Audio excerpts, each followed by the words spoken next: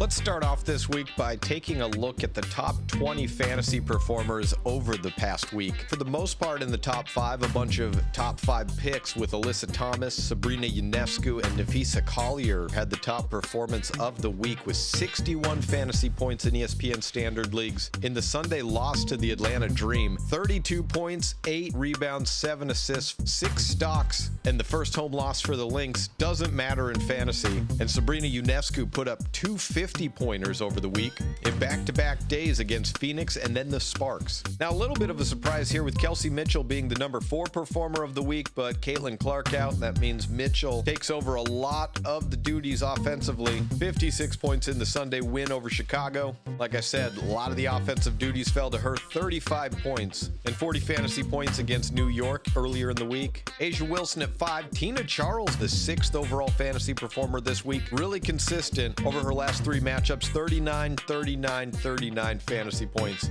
Just 2 games this week. Those were against LA and Golden State. The veteran Charles was well rested. 3 days between each of these games, but trending upward nonetheless. Dearica Hamby has lived up to her draft position this year, as has Alicia Gray. At the number 9 spot this week, it was Kelsey Plum. She got her first 40-plus point fantasy game since June 29th. 30 points, 6 assists, a couple of steals, and 2 rebounds at Connecticut. And then Aaliyah Boston also did well with Clark out. She rounds out the top 10. Jonquel Jones has been excellent since returning from injury. 3 games this week, all above 30 fantasy points. Jones had an extended absence going back to June 19th. 12, 13, 14 go to Shakira Austin. Azurá Stevens, who continues her excellent year. Her draft position was 53rd overall in my league's 7th round pick for Azurá. She has been one of the all-stars in fantasy this year. And Jackie Young finally convinces Coach Hammond to let her come off the bench. 42 fantasy points at Dallas in 31 minutes. And an intriguing ad for the Las Vegas Aces that we'll get to later, also predicated on Jackie Young continuing in that 6-player role. Paige Beckers was held out of Sunday's game for rest, but continues her excellent rookie year. And then All-Star Skylar Diggins sat out the first game of the week, came back with 38 and 22 fantasy points in the next 2 matchups. 17 and 18 is Natasha Cloud and Arike Agumbawale. Agumbawale had an extended stretch out with apparently torn ligaments in her hand. It was a slow return, but this past week, the shooting hand got going. 20 points, 16 points, and 18 points scored in her 3 games this week, all going above 25 fantasy points. But again, you see, you do not get a whole lot outside of the point production, a point of concern if you roster Agumbawale going into the playoffs. Angel Reese only played once, so we're not including her. Camila Cardosa is that number 19 player. And then Jordan Canada rounds out the top 20. Since her slow start to the year, Canada exploded in early July. She's cooled off a little bit, but had 3 solid games this week, all above 26 fantasy points and double-digit scoring, with at least 5 assists in 2 of those 3 as well. And reaching just outside of the top 20. Number 21 in overall performance in fantasy this past week, Haley Jones for the Dallas Wings. Foreshadowing, we'll talk about her a little bit later. And that rounds out the top 20 fantasy performers over the last week. I think Shakira Austin for the week probably was your MVP as far as expected production versus what she ended up giving you. 3 games this week, all above 30 fantasy points. And we mentioned Angel Reese. She missed Sunday's game with the back injury. And players not in the top 20. Breanna Stewart was injured 3 minutes into the Saturday game against Los Angeles. She finished with just 5 fantasy points, and that's why just 3 minutes onto the court. It's a hamstring injury, supposed to not be that serious, as you'll see her estimated return. They're thinking she might be able to come back a little bit later this week. Alana Smith was hurt very late in Sunday's matchup for the Lynx, their loss against the Dream. It was an ankle injury, not sure about the severity of that. And then, of course, a big injury that happened for anyone who was lucky enough to draft Kayla Thornton late this year or pick her up off of waivers. Had a knee injury during practice on Tuesday, so she did not play in either games this week. Done for the year after the All-Star break. We'll have some ideas for you if you did have Thornton and are looking to move on. I think there's great potential, as we'll get to snatch up a Valkyries player who can get you almost the same as what I think Thornton was expected to give you the rest of the season. Now that injuries are out of the way, let's take a look at how my picks for you did last week. Last week we started with teams and whether I liked their schedule for the week. I started by saying I liked the New York Liberty at home all week, and it was a good week for Liberty fantasy players. We already mentioned Sabrina Ionescu, Jonquel Jones, and Natasha Cloud as top 20 performers this week. Breanna Stewart scored as skewed with the injury. Leona Phoenix averaged over 25 points per game this week. I said there might be a boom for Maureen Johannes in the game against Indiana. I also said that game might be a blowout. It was not a blowout, and Johannes got you just 8 fantasy points. Sorry about that. That's why we call them flyers. Next time I'll call it a sinker. I said I didn't like the Seattle Storm on the road all week, and here we see how the Storm players fared over the week. Definitely a down one, especially for Nneka Ogwumike, more than 7 points less than her season average. Skylar Diggins slightly below her season average as well, and Gabby Williams averaged down as well after just 11 total fantasy points against Washington, a game in which she was held to just 2 points. One player who had a great week was Dominic Malonga. The youngest player in the WNBA definitely benefited this week from the fatigue of this veteran team, but as you'll see, in just 17 minutes she had a double-double against Chicago and nearly had a double-double against Washington in 14 minutes. We know it's a big bust, maybe boom potential, but Malonga really does look more comfortable, as I guess you should halfway through your first season. And going against a Connecticut team on Monday that played on Sunday, I like Malonga's opportunity, and I'm throwing her on my roster this week. Finally, I said I didn't know quite what to make of the Los Angeles Sparks. They were on the road in all 3 matchups over the week, but I noted they're one of the best road teams in the WNBA. I also noted that Azurá Stevens and Rakia Jackson have noticeably better splits playing on the road, and that Kelsey Plum and Dearica Hamby had noticeably worse splits on the road. Well, it turned out to be a good week for all of the Sparks, most notably Hamby and Plum, who had 3 of their best games all season. Plum put up 30 against Connecticut and 20 against New York to go with half a dozen and 8 assists. And as we noted earlier, Dearica Hamby was the 7th best fantasy player to have this week in ESPN Standard Leagues. As we can see over the week in fantasy production, just about every one of the LA Sparks outdid their season average. Julie Allemond had a great fantasy week as well, 8 points over her season average. Allemond's an interesting streamer for this week. We'll talk more about her in a bit. Dearica Hamby had double-doubles in all 3 games this week. Azurá Stevens averaged 16 and 8 over the week, and Rakia Jackson was 4.5 points above her season average. Just 4 points and 4 boards in the Connecticut game in the middle of the week, buttressed by 20-plus point games against New York and Washington. Oh yeah, also this shot. Clock winding down. Hamby gets it to Jackson. Jackson inside, flips it up and in at the horn. Circus shot. Which, if Rakia helped you win your fantasy game this week by 2 points, your opponent probably feels as gutted as New York did after that shot. And she averaged 26.3 fantasy points per game on the week, about 7 points above her season average. The 2 players I had trending up and down, Phoenix and Wheeler. Well, Phoenix, as you can see over the week, outstanding shooting, and Wheeler, as we mentioned, on the road and coming off of an all-star weekend in which she competed in the 3-point shootout. Really tough shooting week, 2 of 11, 5 of 15, and 2 of 7. The final player we mentioned, not too many players last week, was Haley Jones, and it was a keeper on your radar. I went from keep an eye on to streaming Jones on my team in the July 25th game against Golden State, and it worked out pretty well. Again, 10 points, 4 rebounds, 3 assists, and 3 stocks. Jones is listed as a guard, which makes her a tougher streaming candidate. It's especially tough considering Jones is effectively playing the power forward position off the bench for the Wings. Hey, ESPN, take note, but I think it's time to have Jones on your bench or as a routine streaming candidate because she's found her role in Dallas, and I don't see it changing anytime soon. With that done, let's take a look at our trends for this week. First of all, Lee Rue is trending down. Golden State's smaller lineup was a bad matchup for Lee, so the low output there made some sense. Just 13 minutes and 9 total fantasy points. But against Las Vegas 2 days later, Yuru lost minutes in the second half to Tierra McCowan. And believe it or not, guard Haley Jones is a threat to Yuru's minutes. ESPN Fantasy needs to move Jones to a forward because she's largely playing the 4 for Dallas. Either way, they like Jones's ability to stretch the offense, and it's worth monitoring the Wings' finishing lineup. Against Golden State in a close game, Dallas finished with Paige Beckers, Arike Agumbawale, and Isaiah James at guard, and then in the front court, they had Haley Jones and Louisa Geisselsuter. versus Las Vegas, Yeru struggled to rebound, whereas McCowan got a double-double in under 20 minutes.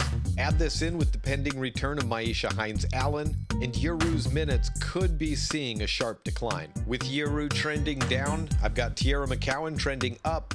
I mentioned the double-double, 12 points, 13 rebounds on Sunday in 17 minutes, all of those coming in the second half. I mentioned finishing lineups, and Sunday's game with the Aces wasn't close, so it holds less weight. But in Sunday's loss, the Wings finished with Dejanay Carrington, Grace Berger, and Isaiah James in the backcourt, and Haley Jones again, matched with Teaira McCowan in the frontcourt. Meanwhile, Yeru played just 6 minutes in the second half, and we'll see if that means McCowan's minutes see an uptick for future games. I would feel safer rolling with either Louisa Geisel-Suter or Haley Jones, but McCowan's minutes are worth monitoring. I mentioned recently Anissa Morrow for the Connecticut Sun as a player I want on my team going down the stretch, and conversely, her teammate Olivia Nelson-Ododa is definitely trending down after fouling out in 9 minutes off the bench in Sunday's win over Golden State. Nelson-Ododa didn't get a point, didn't attempt a shot, didn't get a rebound, did get a block and a turnover, and meanwhile Morrow finished with a near double-double, 8 points and 11 rebounds.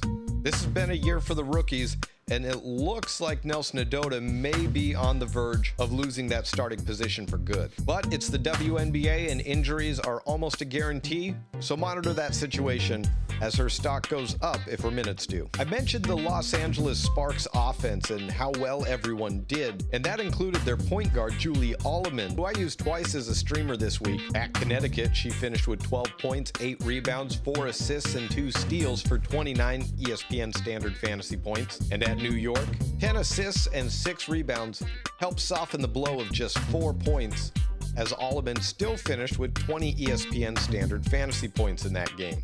And with how good the Los Angeles offense has been, I think Alleman's a good streamer for you, trending upward, because the assists alone are a double-digit threat every game, with Azare Stevens, De'Erica Hamby, Kelsey Plum, and now Rakia Jackson all starting to come alive. And I like the idea of throwing Alleman out there as a streamer more than a lot of the other usual candidates like maybe Elizabeth Williams or JC Sheldon. The Sparks have just 2 matchups this week. They should be well rested for Tuesday's game at home against the Vegas Aces, and on Friday just up the road at Seattle. With the way the Sparks offense is going, I like both of those matchups for Alleman and of course anyone she's passing the ball to. With the season-ending injury to Kayla Thornton for the Golden State Valkyries, I'm looking to Janelle Salon and Chechi Zandalicini as 2 players to target with an upward trajectory. Salon's just a rookie, but has been a pro in France. Salon had 16 points and 7 rebounds to go with 3 steals and 3 assists in the win over Dallas. She played just 25 minutes and had 9 points and 3 rebounds for a combined 15 fantasy points. I think the narrative overall is going to be that Golden State isn't going to be able to compete without Kayla Thornton, and just look to Connecticut as an example. But we mentioned it last week. Golden State was on the coast, that being the West Coast, on Friday night taking on Dallas, and had a morning game at Connecticut on Sunday. I don't want to take too much away from that game for Golden State's sake. I think moving forward, Salon is someone you definitely want on your team. Her rostered rate has jumped almost 10% this week, but she's still available in about 71% of leagues. I also mentioned Chechi Zandalicini, and while I think Salon is a player you want on your roster every game, Zandalicini could be a decent streamer depending on the matchup for the Valkyries. She can effectively fill the role Thornton was playing offensively for Golden State. The question will be, can she stay on the court, because she isn't anywhere near the defensive player that Thornton was. She gave you 21 fantasy points against Dallas in 30 minutes on Friday, but played just 15 minutes on Sunday. And again, chalk most of that up to travel. We'll see moving forward. But Zandalicini, available in about 96% of leagues, is someone the fantasy shows will be talking about next week. The Valkyries stay on the East Coast now, with games Tuesday, Thursday, Friday, and Sunday. So add Zandalicini, if for no other reason, the volume of games she offers this week. Sticking with Golden State, Thornton's absence will probably mean more of a shakeup for Golden State than maybe if it wasn't an expansion team. But Ileana Rupert, a center, now becomes an interesting play for you, because she's shown in 2 games to have an acumen to get to the basket. 9 points against Dallas, 13 points against Connecticut and a combined 45 fantasy points for the week. We'll have to see if Rupert's minutes stick around when Monique Billings comes back, whenever that is, and I would guess it's probably not going to be until a home stretch, as well as her points collected off of hustle rebounds. And Temefak Benlay has also continued to prove me wrong over the last 3 games as an effective fantasy player, although her minutes are still a little shy of where I'd like them to be at about 23 per game over the last week and a half. She hit double digits once against Dallas, also had 8 rebounds, and she has 5 stocks in the past 3 games as well, and Golden State may look to her a few more times a game, as the loss of Thornton will have large reverberations for this entire Valkyries team. Kate Martin was a DNP coach's decision against Dallas, and then had 21 minutes in the Sunday loss to the Sun. Carla Late has been the favored guard to run the point position as of late off the bench. She's averaged 18 minutes in the last week and a half and had 14 points against Dallas. She's not a streaming option, but especially her second half minutes